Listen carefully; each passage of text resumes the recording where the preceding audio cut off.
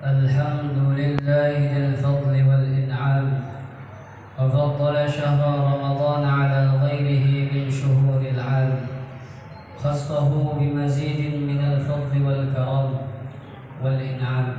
وأشهد أن لا إله إلا الله وحده لا شريك له، تبارك اسم ربك ذي الجلال والإكرام. وأشهد أن سيدنا محمدا عبده ورسوله، أفضل من صلى وصام. صلى الله على سيدنا محمد وعلى آله وأصحابه البررة الكرام، وسلم تسليما كثيرا. أما بعد، فيا أيها المسلمون، أوصيكم ونفسي بتقوى الله. فقال الله تعالى في كتابه الكريم: بسم الله الرحمن الرحيم، يا أيها الذين آمنوا كتب عليكم الصيام كما كتب على الذين من قبلكم لعلكم تتقون.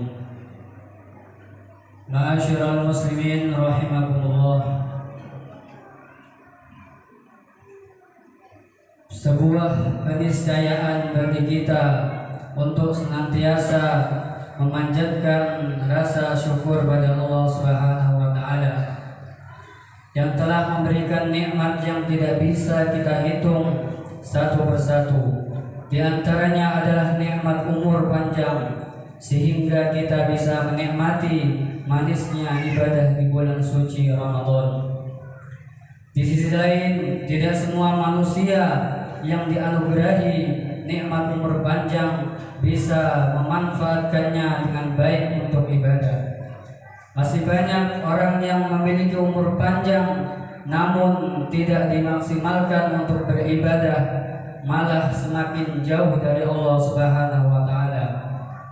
Padahal Allah Subhanahu wa taala telah menegaskan dalam firman-Nya bahwa tugas utama manusia diciptakan di muka bumi ini adalah untuk beribadah.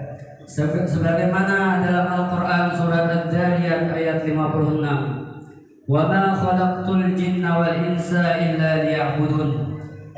Artinya, dan tidak aku ciptakan jin dan manusia kecuali hanya untuk menyembahku. Sehingga pada bulan Ramadan ini, marilah kita semakin meneguhkan ketakwaan kepada Allah Subhanahu wa taala dengan menguatkan tekad untuk senantiasa menjalankan dan meningkatkan kualitas ibadah kita dan memagari diri kita agar tidak melanggar apa yang dilarang oleh Allah Subhanahu wa taala. Pada Ramadan ini juga mari kita bertekad untuk meraih puasa yang penuh kualitas, bukan ibadah yang hanya sebatas formalitas. Ma'asyiral muslimin rahimakumullah. Seperti apakah ibadah puasa yang berkualitas itu? Perlu kita sadari bahwa kualitas puasa bukan hanya sebatas bisa menahan lapar dan haus serta mampu menyelesaikan puasa selama 1 bulan saja. Kualitas puasa ini dalam artian mampu memaksimalkan fungsi, keutamaan dan manfaat dari puasa untuk mampu meningkatkan kualitas diri serta mampu memaksimalkan bulan Ramadan untuk peningkatan kualitas dan kuantitas ibadah kita. Untuk meraih puasa yang berkualitas, pertama, kita harus benar-benar menata niat untuk ikhlas berpuasa karena Allah Subhanahu wa taala. Jangan sampai terbesit sedikit pun rasa berat dan terbebani dengan ibadah puasa ini. Jangan sampai kita berpuasa karena malu dengan keluarga, takut dengan atasan, atau ingin dipuji oleh orang lain. Jika niatan ini yang ada dalam hati kita, bisa jadi kita akan mengatakan berpuasa kepada orang lain, namun sebenarnya kita berbohong karena faktanya kita tidak berpuasa. Inilah yang kemudian bisa kita sebut sebagai puasa formalitas. Seharusnya datangnya Ramadan harus kita sambut dengan rasa senang dan bahagia, serta saat menjalankannya pun harus dengan kesungguhan dan dan keimanan. Jika hal ini bisa kita camkan pada diri kita, insya Allah kita akan meraih pahala dan diampuni dosa-dosa kita yang telah lalu. Hal ini sesuai dengan hadis Nabi Muhammad SAW yang diriwayatkan oleh Imam Al-Bukhari dan Muslim yang sangat masyhur. Man shoma Ramadan imanan wa ihtisaban ghufira lahu ma taqaddama min dhanbi. Artinya, barang siapa yang berpuasa di bulan Ramadan karena iman dan mengharap pahala dari Allah, maka akan diampuni dosa-dosanya yang telah lalu. Ma'asyiral muslimin rahimakumullah. Ketika mulai berpuasa, kita juga harus menancapkan tekad dalam hati untuk bukan hanya sekadar mempuasakan diri dari makanan dan minuman saja. Kita harus mampu mempuasakan seluruh anggota tubuh, pikiran dan hati kita. Mata harus dipuasakan dari pandangan sesuatu yang tercela dan dibenci syariat serta melalaikan Allah Subhanahu wa taala. Lidah harus dipuasakan dari berbicara yang tidak bermanfaat, melakukan kebohongan, menggunjing, mengumpat, berkata buruk dan menebar permusuhan serta menzalimi orang lain. Tangan harus dipuasakan dari berlaku zalim pada orang lain, mengambil hak orang lain dan tindakan yang merugikan orang lain. Mempuasakan anggota tubuh ini sangat berat sekali kita lakukan, apalagi zaman modern saat ini, di mana kita sudah hidup di dua dunia, yakni dunia nyata dan dunia maya. Jika dulu sebelum adanya perkembangan teknologi internet, khususnya media sosial, orang akan jarang menemukan dan sulit melakukan hal-hal maksiat di dunia nyata. Namun di era perkembangan teknologi dan informasi yang pesat saat ini, di mana dunia sudah berada dalam genggaman, kemaksiatan pun bisa dilakukan dalam genggaman tangan kita. Mulai dari maksiat mata, mulut, dan tangan bisa saja dilakukan dengan mudah menggunakan kecanggihan teknologi internet.